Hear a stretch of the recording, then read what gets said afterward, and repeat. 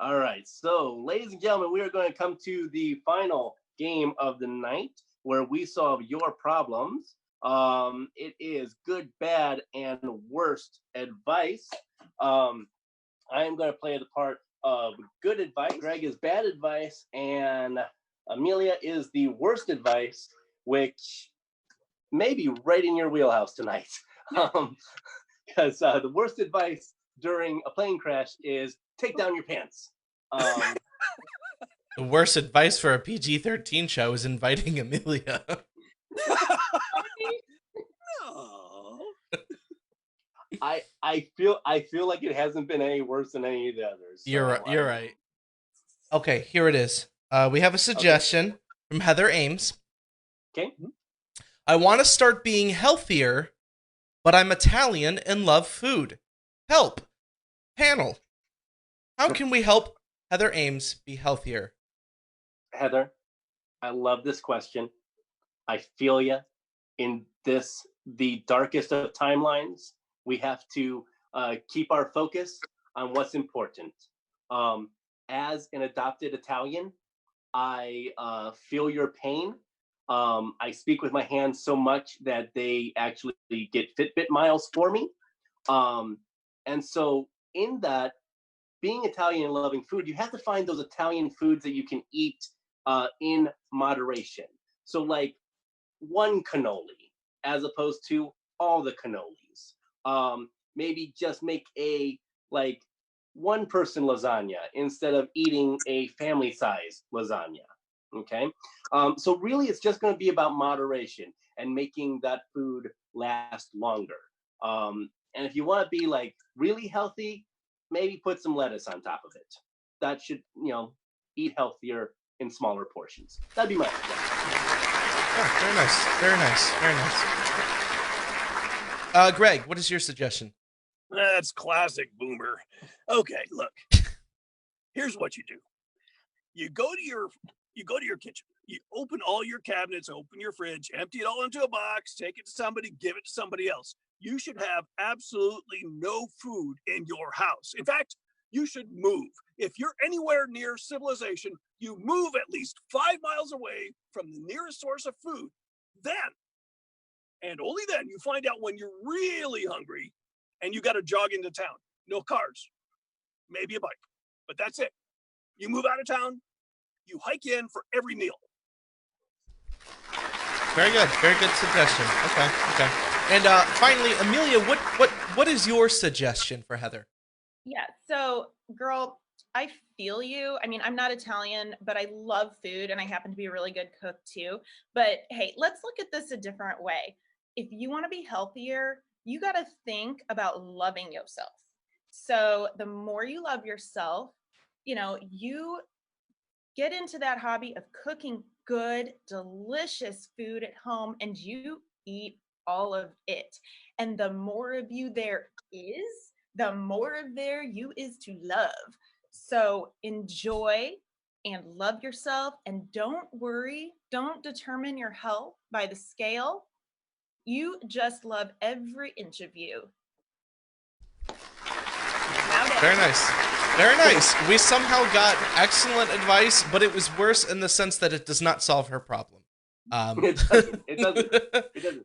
Very nice. So, yeah, Heather said, thank you, Dave. Greg, she says she's packing now, and we'll see what she has to say about Amelia. In the meantime, we have another problem. One of our listeners tonight, Isabel Hansen, says that her cat won't look her in the eyes when she's cuddling. Isabel, I feel for you. This is a great question. So important in the darkest timeline that we are in. We're stuck now with our animal brethren, and that may create some animosity between the animals and us. And so what we need to do is remember, cats don't look anybody in the eye unless they're going to attack them. So you don't want them looking you in the eye. You want them to remain aloof, remain unattentive. You want them to continue to act as though you are their butler that they hired to bring them food. Because once that changes, they may kill you. So you should try not making eye contact with them. Just try not doing that. Okay? It'll be safer for you, and the cat will be happier in the sense that you're leaving it alone and feeding it. Very nice. Very good stuff. That was excellent, Dave. Thank you. Greg, what do you suggest? Isabella, we need to have a talk. I got to tell you, it sounds like your cat just isn't into you anymore. It may be time to part ways. I start seeing other cats. Look outside the feline kingdom. Maybe start having a relationship with a hedgehog. They're cute. Maybe a puppy. And then if the cat is still not looking you in the eye, you can look it in its other eye and watch it walk away, because that's where the relationship ends.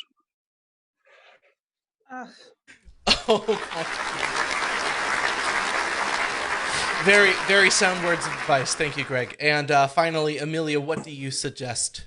Yeah, your problem just hurts my heart, Izzy. I get it. It's so sad, but I'm not a huge cat person myself, but when I thought about this, here's what I do. I know they're very fond of catnip.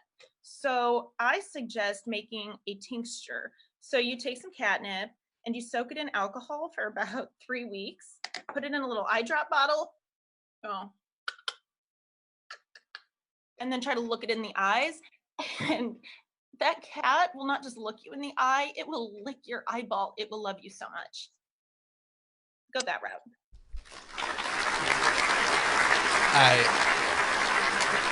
My eyes itch from hearing that.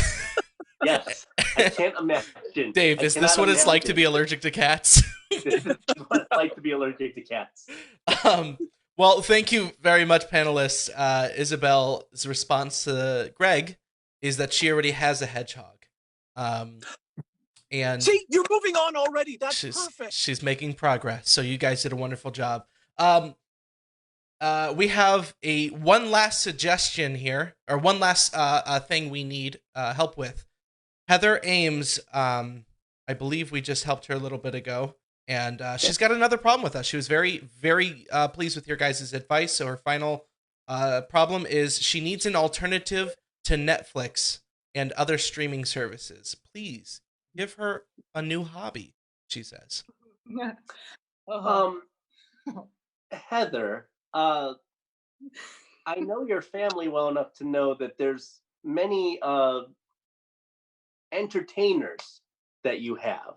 So maybe instead of streaming Netflix, maybe you could have them put on their own Netflix shows in the living room. Have them do their own costumes, their own hair, make them create them. They could be musicals if they want them to be. I mean, both of them have, both of your youngest have played boys in shows, so they can gender bend to play a series of different characters. So I think maybe your new hobby should be forcing your children to entertain you, and that's not a bad idea for most people. Have your children entertain you. Excellent. Thank you, Dave. Greg, what do you have to say? Well, I think the wisdom of our elders needs to come to play here. I think John Prine maybe said it best, and that is blow up your TV. Have a lot of children, move to the country, feed them on peaches, try to find Jesus on their own. I think that really would solve most of your problems. That's very good. Thank you, Greg. I do have to point out, Greg, you unintentionally answered another problem that was being screened as well. Another person said their TV fried out. Blowing it up and just moving on is the best advice. Love it. Yeah. And I'm afraid to ask, because of the look that you gave us as soon as the suggestion came in, Amelia, what should be her new hobby? Okay, so I'm just gonna kind of incorporate what Dave and Greg already said for the sake of being appropriate. And I'm just going to abbreviate by saying role play, gender bending, and peaches.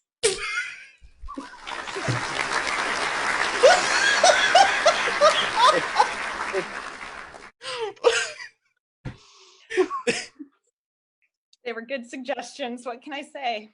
Excellent. Honey, does this pie taste funny to you? All right, and there you go, Heather. Do with that what you please, and I'm gonna pass it back over to Dave from here.